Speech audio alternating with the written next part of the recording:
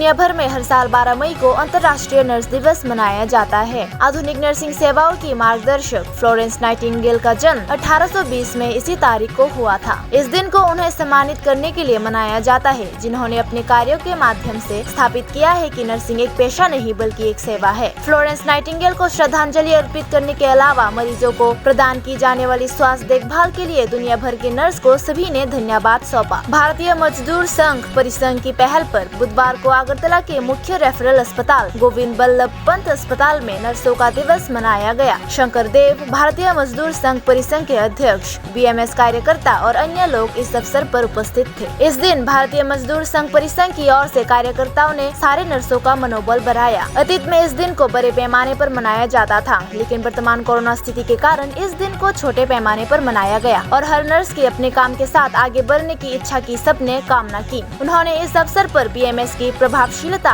के बारे में मीडिया को जानकारी दी। इंटरनेशनल नार्सेस डे যেটা 12 মেতে পালন করা হয়ে থাকে, এটা আমাদের মডার্ন নার্সিং এর যিনি ফাউন্ডার ফ্লোরেন্স নাইটিঙ্গেলের জন্মতিথি। এটাকে আমরা ইন্টারন্যাশনাল নার্সেস ডে হিসেবে ওয়ার্ল্ড ওয়াইড পালন করা হয়ে থাকে। এই বছরে আমরা ভারতীয় মজদুর সংঘের কার্যকর্তাবৃন্দরা, যারা আমি নিজেও একজন স্টাফ নার্স, আমরা সবাই এখানে সম্মিলিত হয়েছি আজকে দিনটা উদযাপন করার জন্য উপলক্ষে। এবং ভারতীয় মজদুর সংঘের পক্ষ থেকে ভারতবর্ষের সর্বত্র নেশন ওয়াইড আজকের এই নার্সেস ডে পালন করা হচ্ছে।